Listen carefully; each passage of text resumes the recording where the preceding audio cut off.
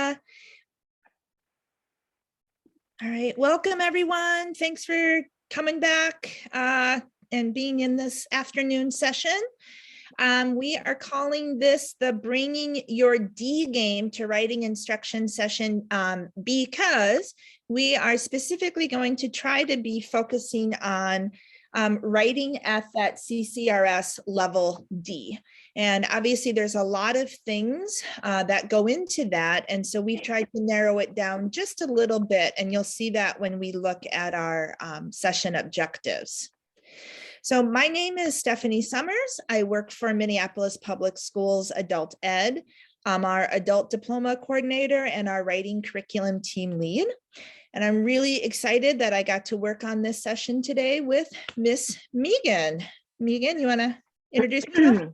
Yes, likewise. I am super happy to have worked with Stephanie on this and to present today. I'm Meagan Hymes. I am at Metro North Adult Basic Education Center in Blaine. I'm the program supervisor, and I've been for over 10 years an ABE teacher, mainly in corrections, focusing on GED instruction. So welcome and thank you for coming. All right.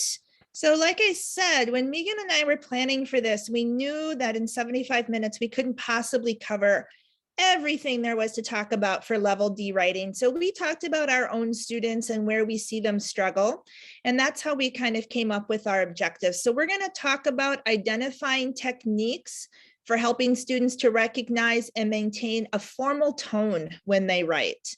Then we're going to talk a little bit how you might assess whether or not a student understands formal tone.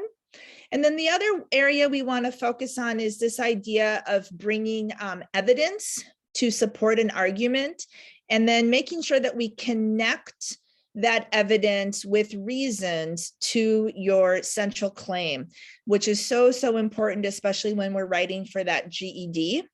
And then we'll talk a little bit about how to assess that piece. And at the end, we will share just one resource that might help you to be able to quickly assess if your student's writing is at a level D. And I should say it's one tool, not, it's one tool you could use to do an assessment like that, kind of a quick tool. All right. So to get started, we are going to talk about establishing and maintaining a formal tone. And Meagan and I both really wanted to kind of focus on how we would introduce these concepts to our students. And so we very much stuck to that idea when we were planning this session. And so I think about how a lot of my students, if I just said to them, and I should mention, I work primarily with our native born English speaking students and then higher level ELL students. So those ELLs in our program who have completed their ELL classes and have sort of bridged over into the ABE or HSE side of our program. But if I were to just say to my students, we're going to talk about formal tone in language, I'm not sure that they would immediately understand what that means.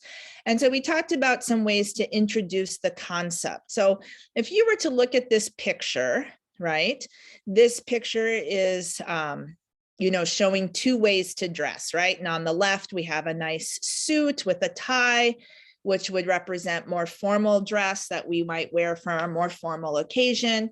And then we have the dude with the bike wearing, jeans and a t-shirt. And I think if I showed this picture to my students, they would understand right away, yes, one of these is more formal, more fancy than the other one. And I think they do relate to this idea when it comes to dress or occasions, times when it might be necessary to dress more like you would on the left than on the right. And from there, I think we could bridge into the idea of formal versus informal language. So I might introduce this by asking my students some of these questions. What is the meaning of formal? Can you think of any related words or ideas? What are some examples of formal occasions? And then what does it mean for language to be formal? And where do you hear or read formal language? And if anyone, if you have any ideas about how you might bring this up with your students or how your students might answer those questions, please go ahead and put that in the chat. One of the great things about having two presenters is one of us can always be monitoring the chat. And so we would love to see some of your take on this. So this was how I might introduce this topic with my learners to help them start thinking about the idea of formal versus informal. And then Meagan had some other ideas here. Yeah, thanks, Stephanie. So, and again, please populate the chat if you will along the way, and we will certainly be happy to answer your questions. So this is another way for me, particularly working with students who might be resistant to writing, is to start with getting them talking. And again, identifying this concept of formal versus informal. And one way to get them chatting with each other, or even as a large group, is to really just, say, have them get into small groups. And I might say to them, okay, describe to each other something you did recently with your friends or your family, or what did you have for breakfast yesterday, or something like that. It can, doesn't have to be these things specifically, but just getting them talking about that. And then switching and having them, describe something where they're not going to be able to use such casual language. So describing a rule or a policy that they had to follow and why, which also starts poking at that evidence piece, but without them even realizing. But again, it just gets them talking. And then you can ask them, right, to start telling you what are some of the differences you noticed in describing these two different things. Right? How did this relate to who you were talking to and what you were talking about? Which then leads into, go ahead, Stephanie, to the next slide. Again, and then I would pull this piece out. I love those, anybody who knows me, I love to have visuals for my students. Anything that I can always refer back to. So this is really sort of like a rhetorical triangle, if you're familiar with that, but I adapted it thinking of students like triangle of content, right? Why does this matter? Why does it matter that we pay attention to how we're speaking in different instances? And I bring up this point of, right, it's a triangle. There's these 3 points, audience, purpose, and tone, and they all relate to the content, and all of them matter. They are all driving what the content is. And you can focus on each individual piece, but they all end up coming together to drive that content. And that's why it matters that we pay attention to what is our audience, what is the purpose of what we're saying or writing, and then what kind of tone do we need to have when we are relaying information. And so then, go ahead, Stephanie. And so then I bring it back to that translating between formal and formal, because we do it all of the time. And this is a practice that I use with students, is I'll give them informal and formal phrases, and then ask them, okay, this is an informal phrase. We got to get this done before we can go anywhere. How would you make that a formal phrase? What could you do to it to change it? And again, you can still keep this verbal, right? At this point, you still don't have to have students writing when you're just trying to identify, get them to identify this concept. But you can keep having them move back and forth between the translating, because the translating for me has been the key. If they can see both sides, then they can identify it when they're seeing it, right, or reading it. They can identify it in their own writing when you get to that point, when they've had this practice of translating back and forth.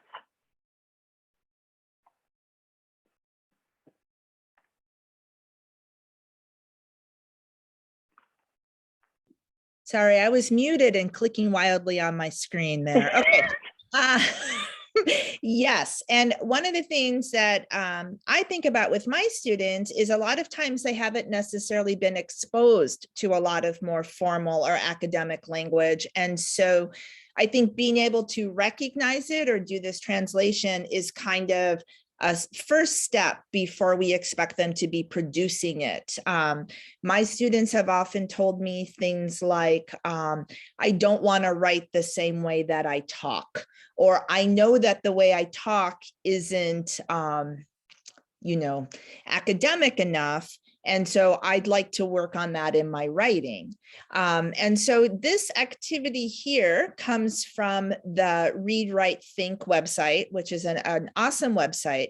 And Meagan and I have put together a slide at the end with resources and links. And so you'll be able to access the materials that we reference in that way. So for this activity, you are looking at some different sentences and then rating them from 1 to 5 with how formal or informal they might be. And so I also like the idea here that language kind of exists on a spectrum. And like at the last 3 at the bottom, this TV show totally sucks. Obviously very, very informal. I'm not a fan of that show.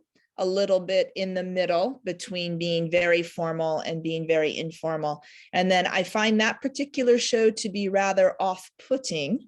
Sounds to me like something, Mr. Peanut might say with his monocle, right? So, not exactly natural language, but, very, a very formal language. And I think it's this last one that my students kind of struggle with because it's not something that they hear very often. But I would like to point out, we can be in the middle here. We don't want to include maybe this first one, this TV show totally sucks in an essay, but we also don't have to be all the way down here because this probably sounds very unnatural. We could kind of shoot for being in the middle. I don't want to change my students' voice necessarily. I just want to help them feel more confident when it comes to communicating in academic settings. And then here was an example. Exactly. Yeah. So thank you for that beautiful segue, Stephanie, because it is right. That confidence piece is big, because then when you get to the writing where you're asking them to actually start playing with this concept, this is, again, a tool that I like to provide to students that gives them an idea of, so what is formal writing and what is informal writing, right? So coming away from the speaking in class and start thinking about, what does it look like when we write? Some big pieces that students need to know right off the bat are, third person. Formal writing is typically third person. It doesn't include a lot of I, we, you, which also, and I like to point out to my students, because if you're saying I, you're more likely to be giving your opinion about something, which isn't always negative. But in formal writing, you're not always looking, the author, the audience is not always looking for your opinion. They want to know what's the evidence that you've come up with to support whatever claim it is you're making, right? Uses like cliches. Sometimes students think, oh, why is that a big deal? And understanding that because you're wanting to be descriptive. Formal writing is descriptive, you're giving information, and you want to be addressing the audience, right? Depending on what purpose you have, you want to target the audience, make sure you're targeting the audience. And so anyway, giving them an actual structure where they can say, oh, this is what I could see in formal writing, this is what's in informal writing. And again, I want to point out, and I do this with my students, this is not saying that informal writing or speaking is bad, right? I don't ever want to ever make that distinction, bad or good. It's that I want to focus on, and when I give them a structure like this, I'm letting them know, because this is for academic purposes. Academic purposes is formal writing usually, and then non-academic is informal. And making sure that students aren't feeling, oh, but so my writing's bad. No, we just need to work on your formal tone. Go ahead. All right. Yes, and this is another lesson that comes from Read, Write, Think. And this lesson in particular focuses on formal language in electronic communication. And so I love this lesson. I've used it with my students before. And so it's an example of an email here. You could also maybe frame it as a text where the writer is using a lot of, obviously, abbreviations and shorthand.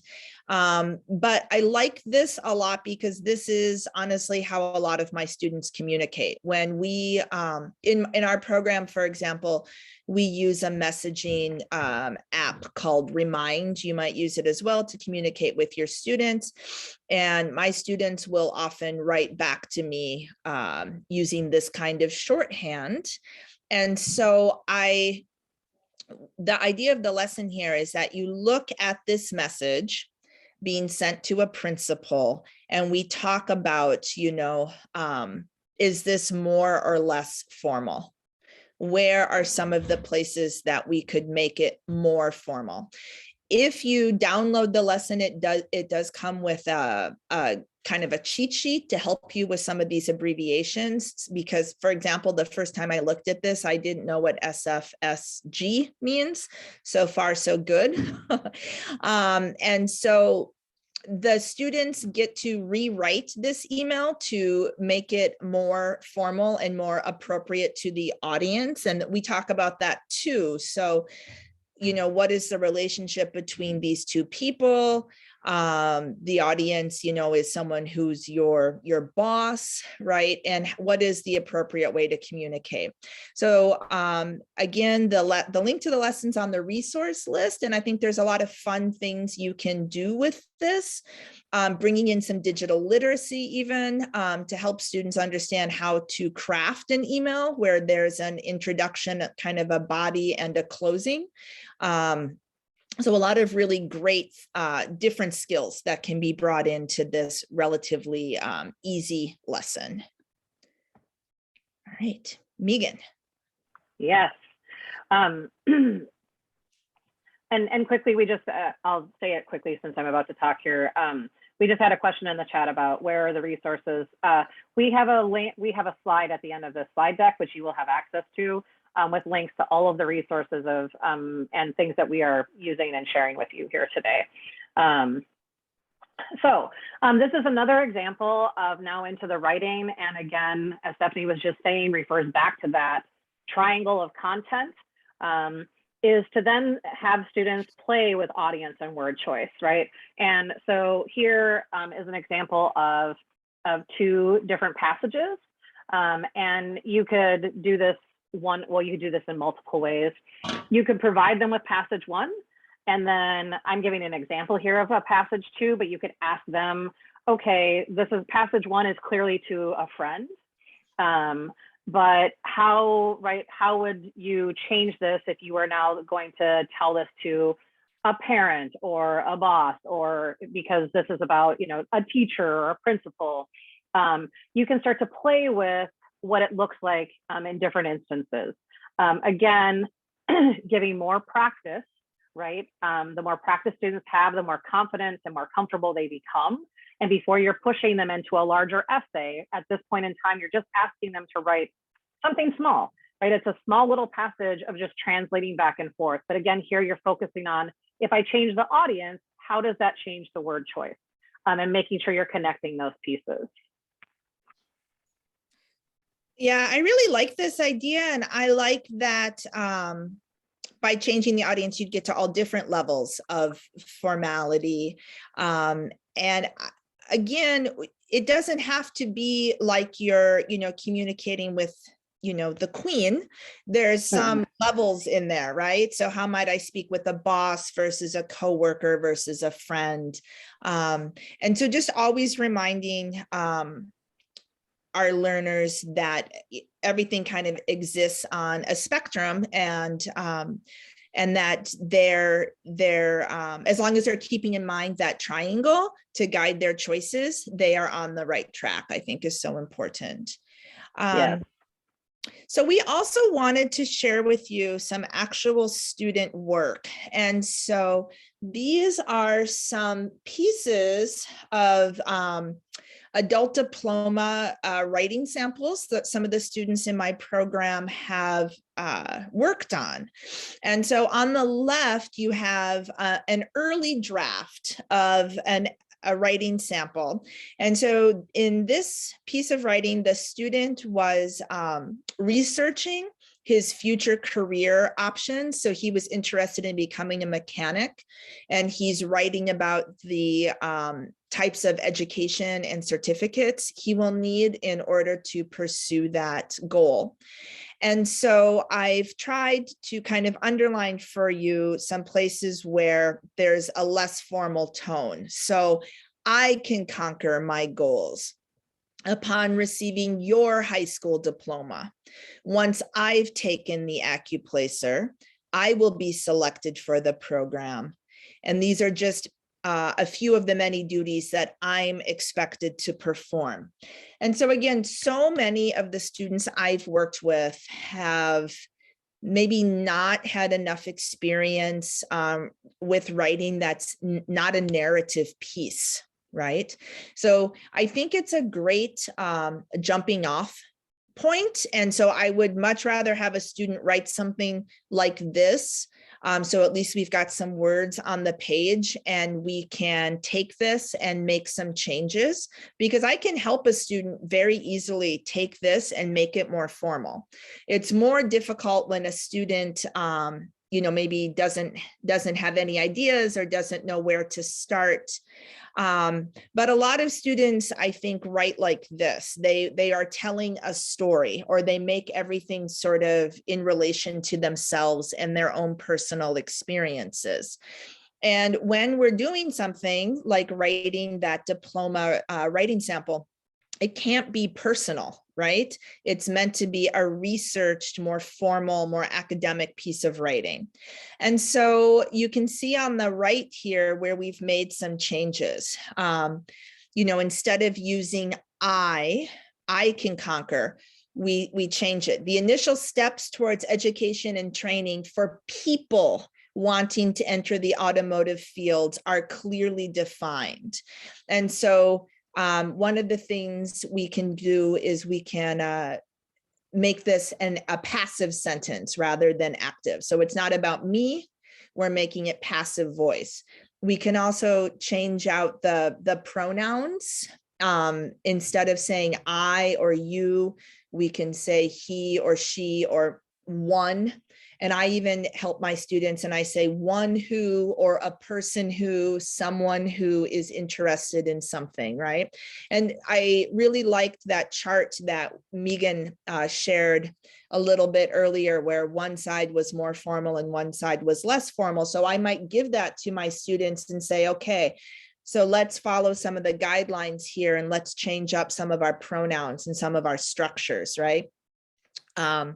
Again, so to enroll in a community college, one needs to pass the AccuPlacer test. So instead of saying, once I've taken the test, one needs to pass the test. I try to tell my students, this isn't exactly about you, but you're trying to explain for anyone interested in achieving this goal what the steps might be. The program for heavy duty diesel mechanic training can be selected. These are just a few of many duties that a mechanic is expected to perform rather than I'm expected to perform. So I think when I first try to explain to my student, don't use I or you, that seems very challenging. But all I really have to do is help to rewrite one or two sentences. And most of the time students get it and they're able to go through and make the rest of the corrections once they see an example. So again, what we really did here to create a more formal tone was we changed some of the sentences to passive voice. We changed some of the pronouns from I and you to third person pronouns using one in particular. And then if you're not comfortable with that, you could avoid pronouns altogether by using phrases like a person who or someone who is interested in this field needs to do X, Y, and Z. So that's my first example. Another example here was I worked with a student who wanted to write about his experiences with the recovery, going through recovery. So he had some substance abuse issues and he wanted to focus on that. And again, I think so often the students with whom I've worked because they tend to write a lot of narratives and they tend to write a lot about themselves, they can feel very personal. The work ends up feeling very, very personal. And sometimes there's some pushback when you try to correct the work because it almost feels like you're trying to correct the person. And so I think that's another reason to encourage students to take themselves out of their writing a little bit when they're doing it for school, so that the feedback can maybe be received a little bit more openly. So you can kind of see here where this is really a personal story. My name is blank. I am recovering. I needed to better my life. I recognized that I had issues. I mean, I. So a lot of really interesting pieces here, but very much a personal narrative. And I'm noticing some comments in the chat here.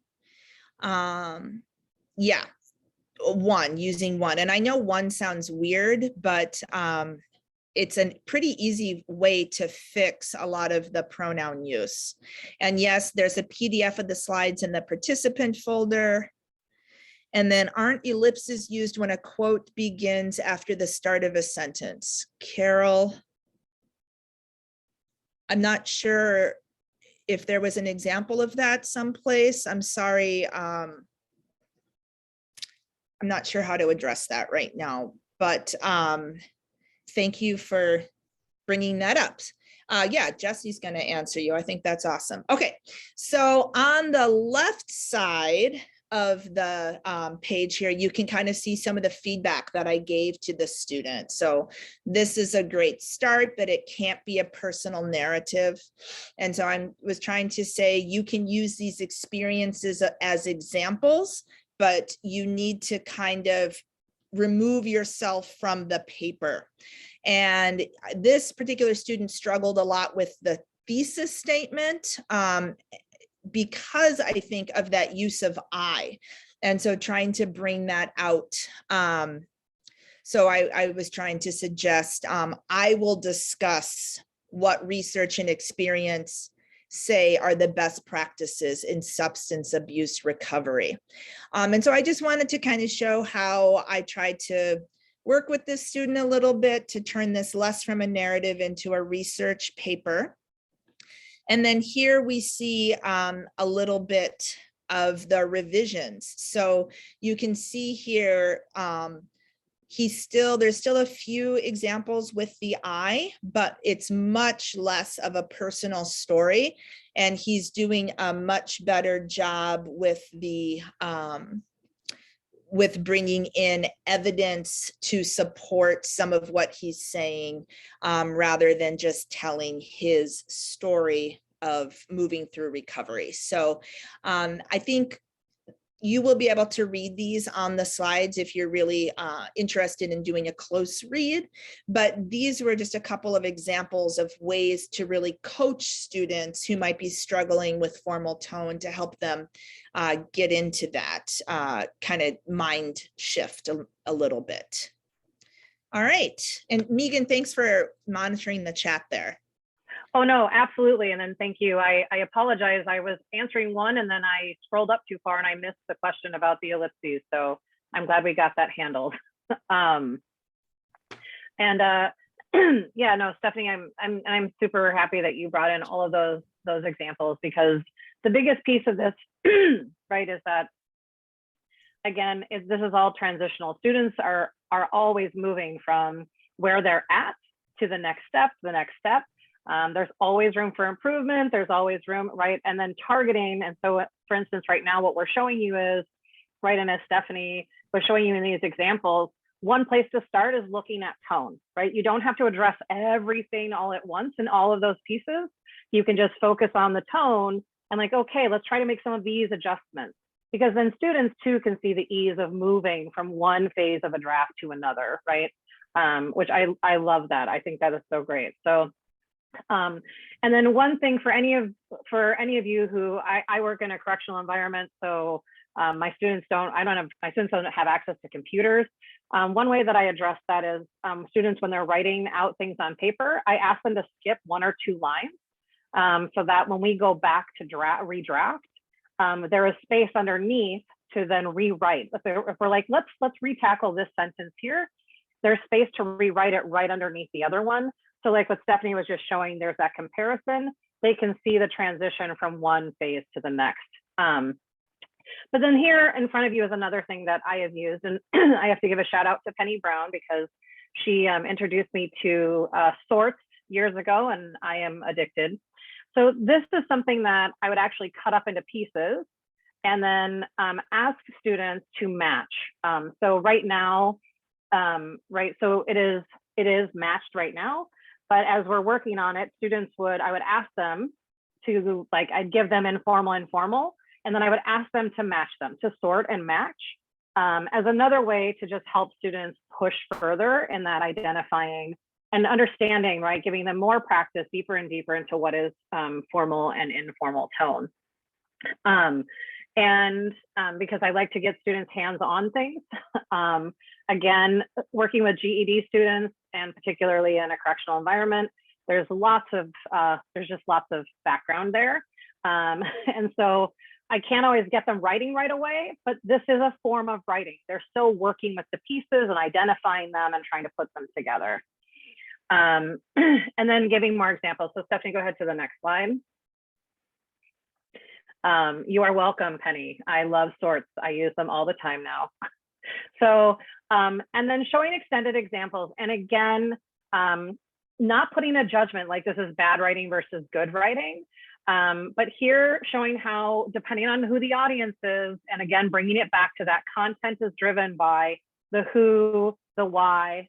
And so showing informal and then transitioning into the formal. And again, I try to provide as many examples as I can to students so that they can see, right, this is not about good or bad, but it's about who is the audience. And particularly in my context where they're working towards the GED does not want to hear about what you thought, right? GED and the algorithm that's correcting those essays wants to be able to pick out what is the claim and where is the evidence, right? And GED it's not about what you think. It's about what is in the articles that you read and what can you pull out of there. And a lot of that too is being able to identify all these pieces that we're talking about. So that being said, Stephanie, if you want to go ahead and advance. So we've shared a bunch of ideas and thoughts with you at this point. And so feel free right now, we're going to take a few minutes to share with us any activities, ideas, or resources that you've used to practice tone in writing with your students. Or certainly if you have any questions at this point.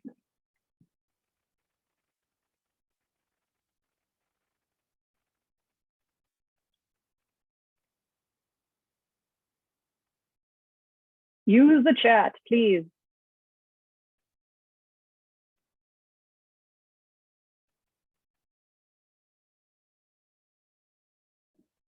So now that I know everyone's had experience over the past years or months being online teachers, and you know how it feels when you're sitting there talking to yourself. Don't do that to us, okay? So thank you. Denise says, I have taken real examples from them, so it sounds authentic. Yeah, so using a student's actual writing, maybe as some of your teaching materials. Yep. And right, so that you want to match the kind of language your students are familiar with. Yep, great, Denise. And yeah, Natalie, great. Yep, lots of flexibility. This can be, I mean, this really can apply in many different contexts, right? We're bringing it to you from the context that we're coming from, but absolutely, right? You can talk about like resumes, cover letters, right? This goes across the board. It doesn't just have to be focused on adult diploma or GED writing. Mm-hmm. And Liz says she uses pictures of people dressed along a continuum of formal to informal. Mm-hmm. Right. So I think starting with pictures even before you get to words or sentences is a great idea to scaffold this. Mm-hmm. Yeah, Liz, I love that idea. Mm-hmm. Yep. And Judy says, I've worked with lower level students, but some of these examples Yeah, so I think if you could take the idea, like, for example, that email message and maybe simplify the language, you could use that for even with lower level students to discuss tones. Yep, modeling.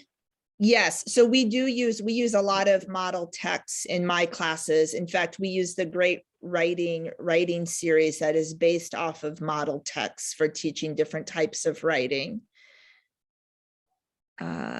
Krista says these are great examples and people use the stuff straight from their students. Oh, and even changing the tone. So something with a negative tone and then positive tone. Oh, wow. And we there's a lot of messages in here. Our plea was answered. Discuss Right. between regular commercials. Oh, and PSAs. Yeah. I think that that's a very good one. So a regular commercial that would be kind of funny versus a PSA. That's a great idea and something a lot of students would be able to connect with. Oh yeah, TV shows and songs, or even, these are all brilliant. We've got Mara. Hi, Mara. Mara put a link to a YouTube video people might want to check out. Yeah, when they can use a text versus email. And Janine, you know what, I'm going to put on my ACES coordinator hat for a minute. Being able to differentiate between different types of electronic communication and switching between different registers are all great ACES TIF skills in the effective communication that comes right out of the effective communication category of the TIF. Thanks for mentioning that. What's happening in this picture? Oh yeah, the New York Times, what's happening in the picture is great. And yep, taking examples maybe of an email. I think it would be a very cool activity if you knew you had a lot of parents in your class to take an email from a child's teacher that maybe you could ask your students to share some, and then you could work together on a response. I love that activity. That's really fun. A letter to your past self. How would you send a message to your childhood self versus you from 2019? Yeah, to get them thinking about audience. Yeah, I think that's actually, I do, when I talk about audience with my students, talk a lot about how we don't explain things to a child in the same way that we explain things to an adult. And the way that your doctor might explain your condition to you is not the same way your doctor might explain it to another doctor, right? And so those kinds of examples, I think, are things our students can really relate to. Holy smokes, there's a lot of great stuff in here. Can this list be compiled and sent to us? I think it might be possible to save a chat in Zoom. Yeah, a copy of the chat. I think that might be a great idea. Krista, Krista and Mara, there's something about how your video might not be available anymore. And Kelly says, I've had students in groups with a tone word and write a short passage on the same topic. Then they read to the class and, oh yeah. So kind of matching a short example to the type of tone. I think that's a great idea. And tone isn't just formal or informal. If we were going to get into all RLA, it's also sarcastic, somber. And so I think an activity like that can be really great, especially for students who are maybe prepping for the GED and need to be familiar with different types of tone. So you could have someone write something sarcastic and serious and, wistfully, however you'd want to do that. Okay. Gosh, there's so much great stuff. Oh, Carla says she will send us the chat after the session. So maybe we can get that included, available to everyone. Yeah, sarcastic is the best. Kelly, you don't have to tell me twice. Kelly and I work together and she knows I am straight up on board with sarcastic being the best tone. All right, excellent. Okay, wonderful, wonderful. Okay, I think we do need to move on. Thank you so much for all of your great ideas. And absolutely, all of these smart people are going to help us save the chat. So we'll be able to make that available for you. Okay. We're going to move into the other piece, I should say, that we wanted to focus on. And again, we took two things that we have both seen our students struggle with, and we decided to focus on them. In no way is this meant to be that these are the only things that are important in writing, but these are just in our time what we decided to focus on. So we're going to talk about supporting claims with evidence. And one thing I thought was really interesting was I was able to attend the take and bake session before lunch with Debbie Fawcett from GED Testing Services. And some of the things we're going to talk about, she also talked about during her quick session, which had to do with reasoning skills. And so I'll kind of highlight where she had similar things to say. So these next few slides are ones I took directly from a slide deck that I used with my students last year when we were teaching online and we were talking about evidence. And so this is sort of exactly how I introduced this topic and kind of the sequence with which I used it in a lesson with my students. So supporting an argument with evidence. What do you think about when you hear the word evidence? Can you think of a situation when you would expect to hear this word used? And what do you imagine? Yes, exactly. What are my students going to say in a mystery or detective story? What else might they say when you say, where do you hear the word evidence? Well, a lot of my students said, yep, on a crime show, in a courtroom. Yep. A lot of my students are going to say it's what the police gather. It's how they know you're guilty, right? Because this word evidence, we mostly use in that context, or that's the most familiar context, right? It's what we're looking for when we're solving crimes. And so, how can we build off of that? Yes, evidence is the thing that if the prosecutor or the lawyer has a lot of it, that's what's going to, prove that someone is guilty. So we can kind of bring in that idea of proof. Evidence and proof are related.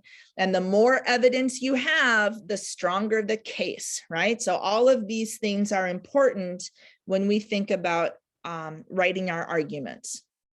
So then I talk about what do we mean when we talk about evidence in a written argument?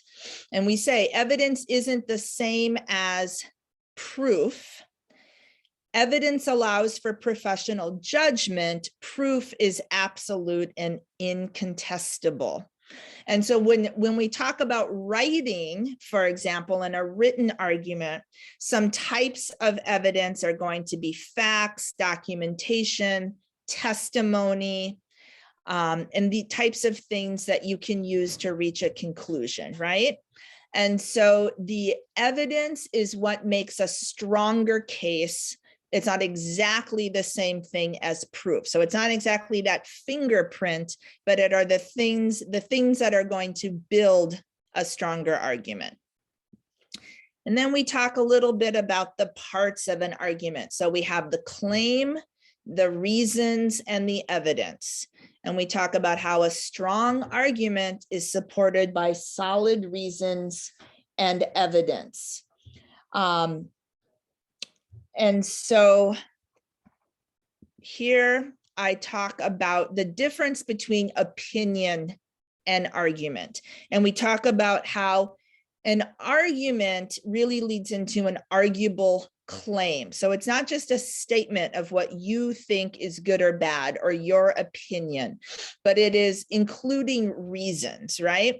So, and I should also explain our old building used to be directly across the street from a Popeyes chicken. And for some reason, a lot of our class discussions used to be about Popeyes.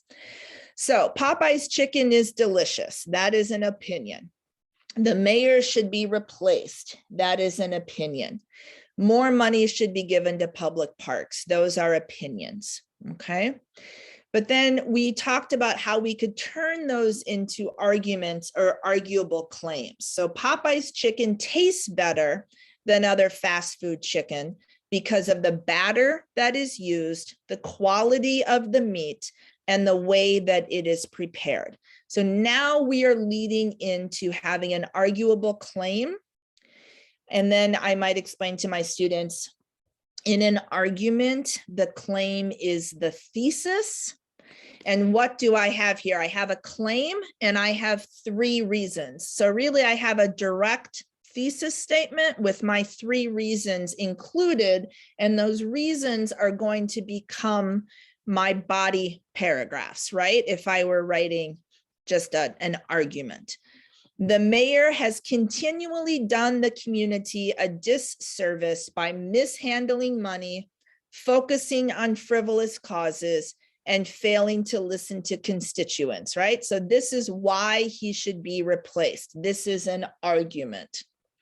The parks in our community provide many benefits, such as free places to exercise, green spaces for plants and flowers, and recreation for children of various ages. And so here is how I kind of distinguish between making statements that are opinions and creating arguable claims that could be used as the basis for an essay. Okay. All right. Now, when we get into evidence, it's important for students to understand that there are different types of evidence.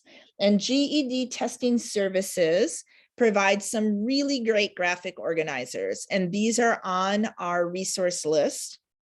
And so I have used these with my students. So we've got factual evidence, statistics or data, examples or anecdotes, expert testimony, logical reasoning, emotional appeal. Okay. So depending on how much time you have, I might spend a lot of time talking about each of these. For this class, I just sort of introduced these and talk through them because I wanted to get to helping students to find them in an actual piece of writing, in an actual argument. So to do that, I used this example from this book here, which is from New Readers Press. This is a great book series, writing for the GED, practice prompts for the RLA extended response. So this is a really wonderful resource that I have loved using.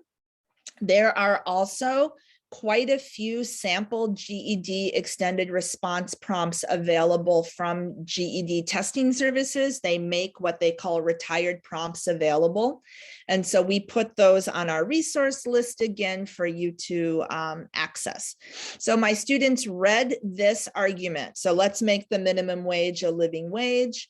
This is a pro-con argument, just like you'd see on the GED here.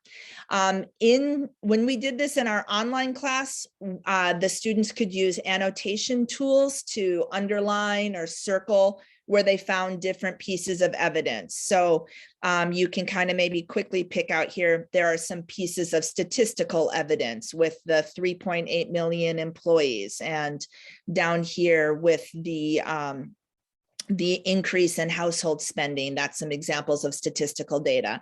There are some expert sources in here.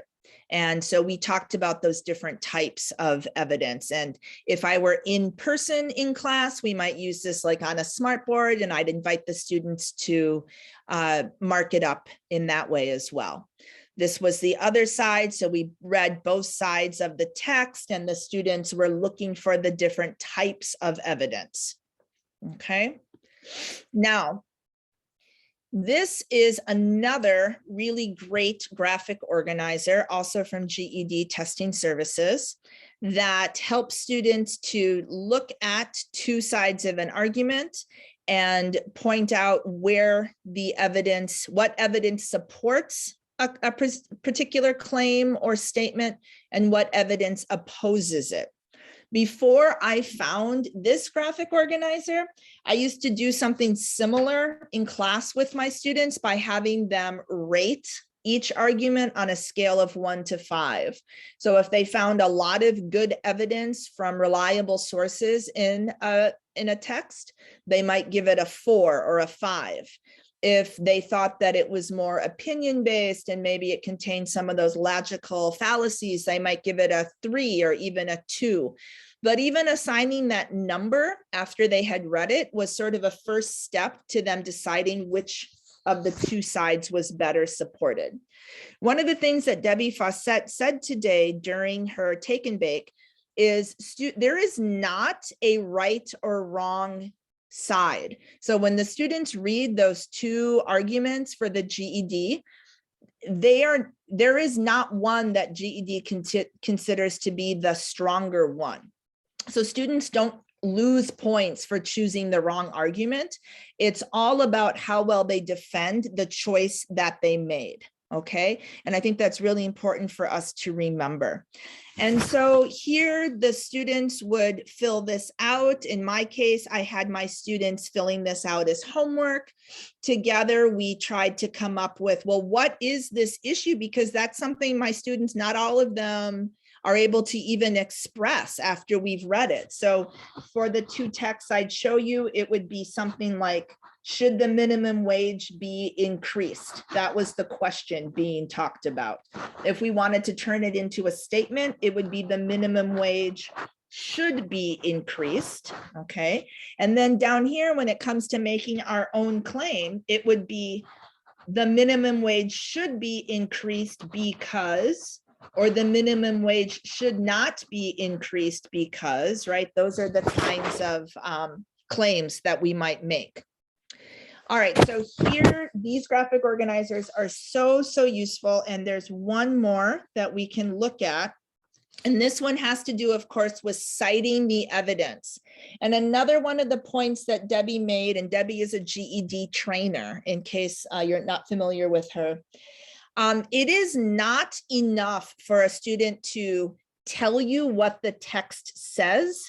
They really have to explain how what the text says supports their claim. So if the student says, the writer who argues that the minimum wage should be increased makes the stronger argument because, then all of their evidence needs to support that claim, and they need to explain how. So the student can't just go through and summarize or use a bunch of quotes from the text. They have to do their own analysis in order to earn points. And I think that is the piece that so many students struggle with, is how do I move beyond writing a summary to explaining how what is in this text supports my position on the text. And that is exactly what Meagan's going to talk about next. Right, Meagan? If I can get all of my things to work, yes. No. Camera on, camera off. Okay. Pardon me. No, that's great. And what an excellent point, right? That's something that I've been sharing with students, but I think it's really important to repeat, is just that it's not about which side a student chooses, but it's about whether or not they're putting all the pieces together and the evidence that they are choosing supports the claim they're making about the articles. So I'm so glad that that was said today. So summary versus analysis. And this might seem like a no-brainer, and maybe it is, but I just a very quick, brief explanation about this for me is that because Stephanie and I also wanted to make sure we were talking about different ways to have students access these pieces, right? In supporting with evidence, and how do we get to that point? Because a lot of times what students, at least in my experience, struggle with is they can pick out like what some of the data points are for the evidence, especially if it's, you know, numbers or data or something like that. But then they're missing the mark on connecting it because they're not able to come up with a claim because they don't understand, or they're not solid in their understanding of the difference between summary and analysis. And then particularly in my context in corrections, I often don't get a lot of time with my students. Sometimes I have a student for only a couple of weeks. And if they happen to be trying to get, you know, to their reading GED, it's crucial that I try to find a way, not a shortcut, I don't want to call it a shortcut, but that I really focus in on, okay, what's one piece that I can try to help with at this point, getting you towards that writing piece, which also informs the reading. So anyway, that being said, right, students work on summary, the who, what, when, and where. And then we start working on analysis, the how and the why, because the how and the why is how you develop that claim and make that argument. So yes, go ahead, Stephanie. So we would possibly view, oh, go ahead. I think somehow that didn't transition. If you want to click to the next slide. There we go. Oh, it skipped a slide. Okay, can you go back one? There we go. So I might have them view a TED Talk or read an informational article. The one that is going to be highlighted here is a whole series of lessons that I do based on the Wright Brothers Museum, just because overall I can use that for a bunch of different things that we do in class. So first of all, we talk about summary, right? It only mentions the important points. I think I have them think about like a clothesline, right? You're only putting up the important things. You're not going around hanging up everything, right? You're just putting up the important facts. It's brief, it doesn't have unnecessary details, and there's no original thought or interpretation, and that's the big piece. Go ahead to advance to the next slide there. So here's an example, right? So the Wright Brothers Airplane Museum is full of images of early planes and the history of the Wright brothers. That's a summary, which is great. And it tells me, right, we read an article, we watched a little video. This summary here, you know, tells me, yep, that's what it was about. That's great. That's what it covers. And then we talk about, okay, so how can you write, but how do we push this forward? If I want to write an argument piece or an argument paper, how do I do that? Go ahead. And so then we talk about analysis. So what does analysis mean, right? And this is where you're actually examining, evaluating, and dissecting. So it's that looking for that deeper meaning, because if students can, if they start to understand that they're supposed to be like looking into, they're not just supposed to like read it and go, oh, I pull out this and pull out this, and there we go, I have an essay. That there is a level of interpretation required of them. And even though they're not talking about I think, I feel, they are still applying what they think, right? They are applying their thoughts, even though they're not saying I think, right? There's where the two pieces come together. They're not saying it that way, but they do have to apply what they think about what they've read or what they've heard or what they've seen. And that is analysis. It is applying your thought, your interpretation to something, right? And we think about a magnifying glass. You're looking closer at it. You're not just seeing it on the surface. You're looking closer at it and reading between the lines. Go ahead, Stephanie. And so here would be, right, that same, and again, trying to compare so that there's comparison between what's a summary, what's an analysis. And this would be more of an analysis of this information about the Wright Brothers Museum and everything that's going on there, which is to say that it's a retelling of the history that uses an ideology to create American identity that can influence behaviors. Now, this is very lofty, I know, and not students aren't necessarily going to come up with something like this, but we do get there. But the point being is to initially even show them, like, okay, this was kind of, oh, here's the who, what, where, but this is a little bit deeper. This is applying. We're saying that now this can influence people's behavior. This can influence ideas, right? About what it means to be American and what it means to be a pioneer in aviation. So then it's easier to start talking about how can the evidence and what we've read support these things. With the summary, that's just a summary. You're just telling me what's there. But when you have an analysis, it is much easier then to go, oh, and this piece of evidence supports this, right? Oh, talking about this piece supports this. Okay, go ahead. I want to make sure we stay on time here. So, so here they are side by side, just looking at them. And again, giving students an opportunity to see side by side the difference, right? Oh, summary and analysis. And the analysis is just, it digs a little deeper.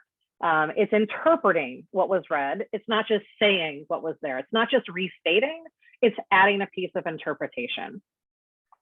And then go ahead, Stephanie.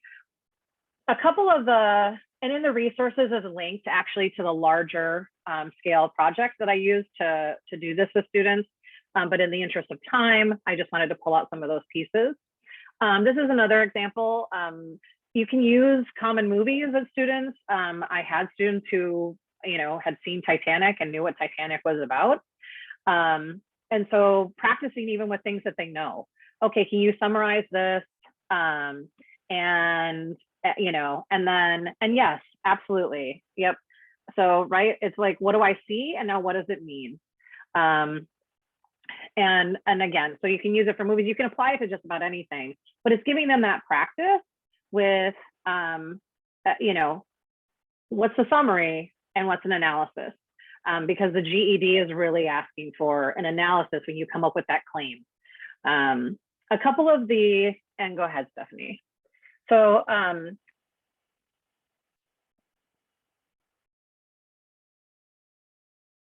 if it'll move. So here's a couple of the graphic organizers that I use to do this with students. And there's links to both of these on our resource page. So one is you can start from the evidence, actually looking at the evidence first, and then thinking about the analysis piece. So what really is that evidence saying, right? How could I look deeper into that? And then from that forming the claim, as opposed to trying to start with the claim, actually looking at the evidence first, right? And working your way to that claim.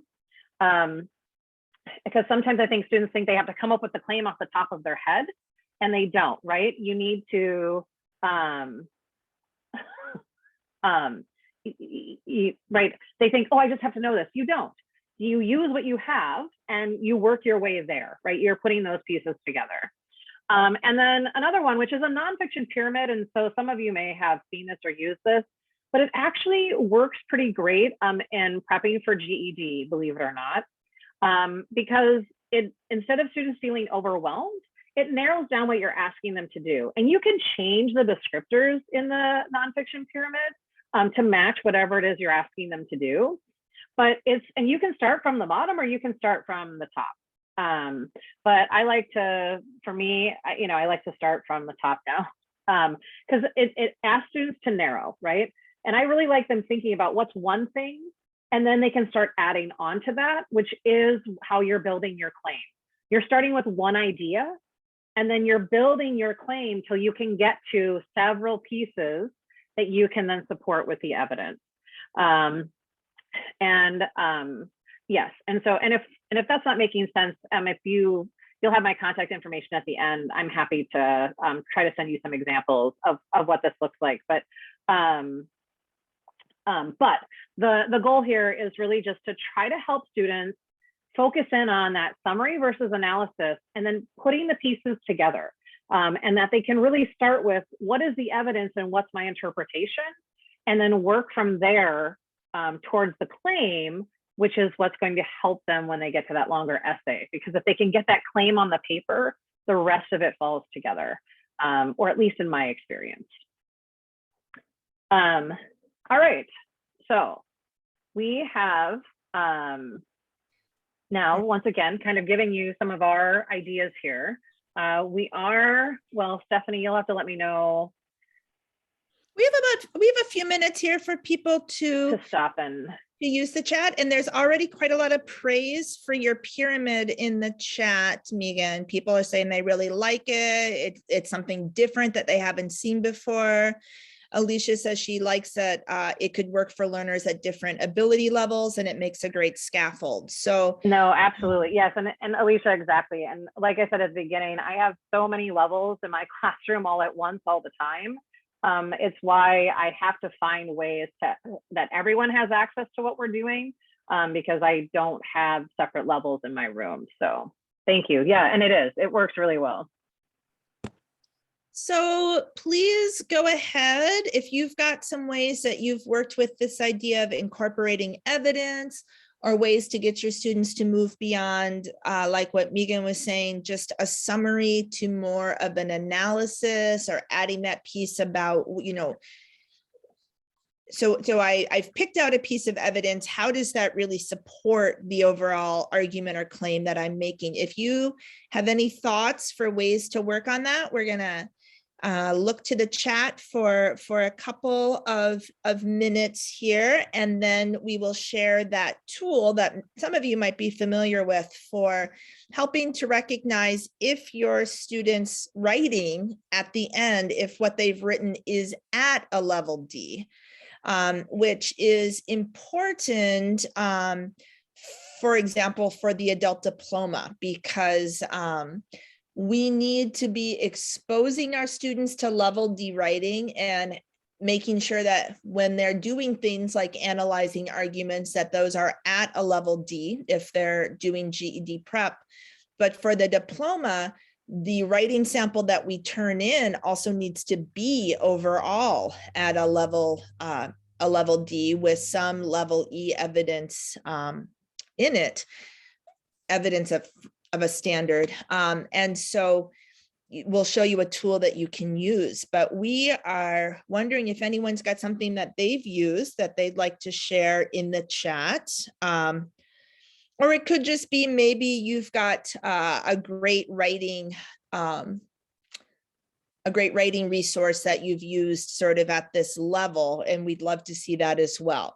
And Janine says, we have used oh yes, Janine, an old colleague of mine used to use that book, and I loved that book. I am so glad you brought that up, Crime and Puzzlement, to discuss pictures of crime scenes. Yes. I actually also use that resource some of you mentioned earlier, what's going on in this picture. I will, from the New York Times Learning Network. So I will show the picture and have my students make sort of a statement about it that is a claim. And then they have to tell me from the picture, they have to support their claim with what they see as, and their interpretation of that as evidence.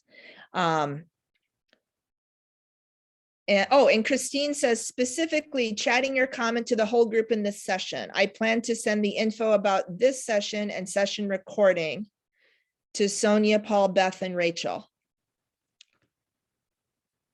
Okay, wonderful. All right. Thank you, Christine. And Christine, I thought maybe that was not a general. All right, excellent. So we're getting it together here. Okay, anyone else? So that Crime and Puzzlement book is absolutely amazing. Yeah, I think so, Danielle, because the pictures are pictures, and then the students can use words that, I mean, there is no text, right? So they're looking at a picture, and then they can use whatever language they have to be able to talk about it. And the pictures, by the way, are generally pictures that have appeared in the New York Times, and their captions are stripped away. So they're always just sort of these like really interesting pictures that have a lot of richness to them, lots of things to talk about. Too expansive of an idea to get into detail, but I guide my students to an understanding that we unpack the writing of others. Yeah. Or reverse engineer their writing. Yeah, so we, in my class, we call that deconstructing the writing. And I use a lot of graphic organizers for that, Jesse. And I teach my students that a graphic organizer can be used both to deconstruct or unpack another piece of writing to see the structure, but also as a planning tool for my own writing. And so we always use the same graphic organizer at least twice, once as a way to analyze another piece of writing and once as a way to plan our own. Yep, okay. Wonderful. So all sorts of pieces about the 5-paragraph model where we introduce the claim and then preview what is going to be talked about in the body. Oh, and then Janine says in Crime and Punishment, there is short text. And someone's asking if anyone can share a photo. Erica, I might somewhere in the depths of my computer folders have old scans of that book. If you send me an email, I'll do my best to show you what one of the pictures looks like. Yeah, I actually, back in my previous life doing different teaching at a college, I did actually used to sometimes show my students little pieces of the show CSI, Crime Scene Investigators. Okay, I think, thank you so much. We probably do need to move on now since we only have 5 minutes left, but thank you everyone for all your great comments in the chat. And so here is this last piece. Many of you might be familiar with ATOS, which is a text analyzer tool. So this is a free tool that you can find online. And ATOS is a readability tool. So it is like an electronic readability calculator that I'm sure uses complex algorithms. It looks at things like average sentence length, average word length, and then the difficulty level of the vocabulary in order to assign a grade level score to a piece of text. Again, it's important to point out this is just a quantitative analysis, and I'm sure anyone who's gone through CCRS training knows there's also qualitative, such as how much background information your students have and things like that when it comes to really understanding text. But this is sort of, as they say, maybe a quick and dirty way to get an idea of whether or not a student's piece of writing that they've produced, what type of a grade level it might be at. So it's very simple to use. You just go to the website. There's a link to this on our resource slide. You kind of scroll down to the bottom. I think you can upload a document. I've never done that. I've only ever copied and pasted. So I just copy all the text, paste it into the little box here. And then you hit enter. And it comes back with a score. So this is actually what it looks like. I recently ran a diploma student's work, and hers came back very high. It was a 10.8. It tells you the word count and the other metrics that it looks at, the sentence length, the vocabulary level. Something that you can use this for is, for example, so her vocabulary is fairly, like, she used longer, more complex sentences, and that bumped up her score. Her vocabulary was rather low.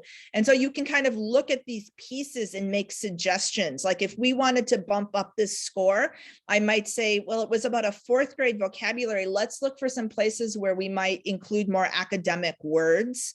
If this sentence score was lower, we might look to make some compound or complex sentences. So it also helps you to kind of zero in on how you might increase the score. And then next to that, I have a screenshot here. And I want to say I tried to kind of verify that, this is accurate. I will say I know Christine Kelly very much endorses the use of this tool. So I feel like it is a quality tool. And so it kind of shows you here like the different grade level, the ATOS level and the Lexile level. So that is one quick thing you might do to get some sort of an idea of whether or not the writing your students are producing is at that higher level, the D level. All right, here is our much promised resource list. When you have access to the PDF version of the slides, those are already in your participant folder. All of these links should work. You should just be able to click on them and get to the resource. I tried to test that before putting that into the folder. And that is it. Please do reach out to us if you have any questions. I know we covered a lot in a short amount of time, and I'm sure we'd be happy to answer questions if you have any. So yeah, absolutely. Yeah, so many positive comments in the chat, even about the thought of reading, like, oh, I never thought about putting the student writing in there to check its level. So great idea. And yeah, please reach out to us with any questions. I'm happy, and I'm sure Stephanie is, to certainly answer anything that we went over to further the conversation from today. So yeah, we all need each other to help us be better all the time. So, all right. Thank you. I want to say a special